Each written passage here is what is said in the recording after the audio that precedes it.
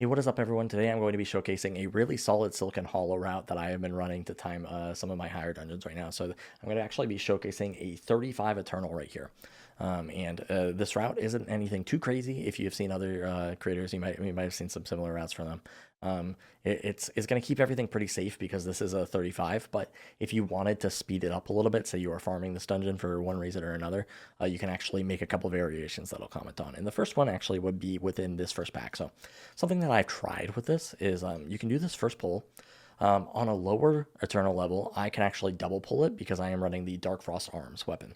And basically what this does is it is an AoE attack speed slow and movement speed slow. So I've been able to pull this Bully Basher into the next one on some of the lower Eternal difficulties. Haven't tried it on a higher one, but maybe I can get away with it. But this lets me both kite and it also slows their attack speed. I am also running an attack speed slow on my sweeping strikes. So this is going to make it so these mobs are attacking me slower, obviously. There's a lot of mobs, so it gets a lot of value in this dungeon, right? So you can chain this into the next pack. On Empowered, the second Bully Basher, the one that you would be running down to, is actually empowered. So you might want to chicken it in that case. And if you are going to be running chicken and choosing to chicken that mob, then I would recommend double pulling as long as you're like relatively geared. That way you only have one Bully Basher in the pack. They're not as scary. You can commit your Grand Melee here. You notice that these face stabbers are doing face stab. And it'll help group up the pack a little bit more. It'll reduce some of the group damage, make it a little bit easier for people to heal. They also throw a knife, so it's not a bad idea to Grand Melee here. If you don't Grand Melee here, then you probably shouldn't do it next pack because you're going to want it for the third pack likely. So just a little note right there. But you're going to notice we chain this down into this Bully Basher. And depending on your team comp, you can like kind of chain into these guys. You're going to notice I'm kind of annoying for our Artios right here because I actually like slowly chained in a bunch of things. So if he wanted to use his apocalypse or whatever, which he probably used it on the last pack, but say for example it is up, pulling in mobs slowly one by one is really annoying for him. So it's easier if you can like group everything up for Artios really quickly, so that way he can immediately start doing damage. But right here we get this pack grouped, and losing a little bit of thread right there, but that's totally fine. We'll get it back, and then we'll kill this pack. All right, after this pack is dead, what we are going to do is we're going to go run to the right. You don't want to go to the left. The left is cursed. We're going to go to the right, and we're going to pull that Bully Basher with a couple of egg bearers. When you kill those, they spawn small spiders. And we're going to run into this Kidnapper over here. A little bit of a large pull. The reason that I don't like to chain the previous Bully Basher with all the looters and stuff, they do drop this like haste buff that you notice a lot of our party members have.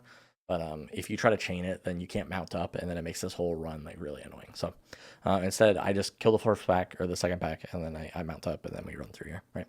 This pack isn't too scary. I use Grand Melee right there. I probably don't need to. It's the Recluse and a Kidnapper, so it's not too bad. But Grand Melee will be nice to have for this Venom Drinker that's right next to us. On a lower difficulty, I might actually chain this pack into the next pack, and that's just because it's a little bit less scary. But this is a 35. I just wanted to make sure I didn't die. So there's another reason. We have an Artios in our group, like I said. So if I had pulled this initial pack and then felt comfortable and then chained in, he had just used his Apocalypse, so it'd be kind of messy.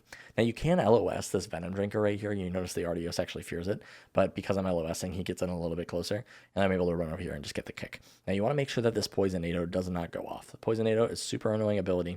You can stun it with Helena's Charge. My Dark Frost Arms also stuns it, so you just want to be looking out for that, or somebody on your team should be looking out for that, right? Eventually, we end up killing this pack, and we're going to chain it into this next pack right here. This Bully Basher can be a little scary, so if you are lower geared and you might be finding that intimidating, then you don't need to pull this Bully Basher into the next pack. But as the pack starts to size down, I like to pull in this. And this is nice for Shadow Lord specifically, because this is going to give us enough percent to spawn the Shadow Lord now. And then after we spawn the Shadow Lord, we have a really nice pull that will come in afterwards. So you're going to notice that, yeah, we kill this pack. And then we fight the Shadow Lord, and then right after the Shadow Lord, we can perform this pull. So we're going to mount up, and there's a couple face stabbers here. You can pull this in with the last pack. It doesn't really matter that much, but we're going to be pulling it into this Carrion Horror. And for the Carrion Horror, you just want to make sure that it dies first, or that you silence it before it does its big cast. It'll do like a big AoE cast if you don't kill it first. So whenever something dies around it, it does this cast. So you're going to notice I use my Grand Melee, just make sure that face stabber gets in here. And then, yeah, we basically just melt this entire pack with the Shadow Lord. Works out really well right there. Next up after this, what we're going to do is we are going to do another pretty big pull. It is nice to have actually some sort of cooldowns. I didn't have anything right here, so we're pretty lucky that it worked out. I like to run up and kick that Venom Drinker before I move into this these Kidnappers over here. And the reason for that is just that because if he'll just sit back there and he'll just keep casting on you, and then he'll eventually do Poisonado. It's just really annoying. Now, another note right here is on Shadow Lord. You want to make sure that you tank this pack away from that Carrion Horror that you notice is to my left. And the reason for that is that when they die, those Shadow Lord orbs can just like go all over the place. And if they land right next to the pack, then you can't really grab them without pulling the pack. It makes this really annoying. So yeah, we're going to be tanking them over here, kind of in just away from that Carrion Horror.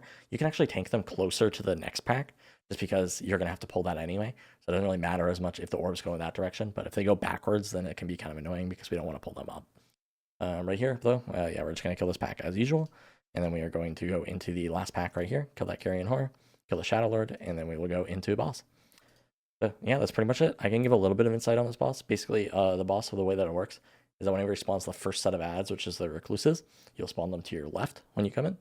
So you notice I'm hanging out to the left right here. Here are the recluses. They spawn right on top of me. It makes it really easy for me to pick them up. And then when he spawns the kidnappers, he'll spawn them on the right. So right here, I'm going to pick up all these ads, and then I'm going to kite backwards over to where the kidnappers spawn. You notice I'm kind of making my way over there slowly. You don't need to be fast. It doesn't happen for another minute. But yeah, once you get over there, then you can pick up those kidnappers right when they come out. I do have a chicken, so you can chicken these guys. I didn't bring the chicken specifically for this. I actually didn't realize I was bringing chicken. But if you do have it, then you can use it on the kidnappers, as you'll see in about a minute. So I chicken one of the kidnappers. Makes the fight just a little bit easier. You do generally want at least one dispel. It's nice to have two, because then somebody can dispel the first set, and then somebody can dispel the second set. But yeah, that's pretty much it. If you guys enjoy this, I would really appreciate it if you subscribe to the channel. Feel free to check me out on Twitch if you guys wanted to see some higher level Eternal gameplay.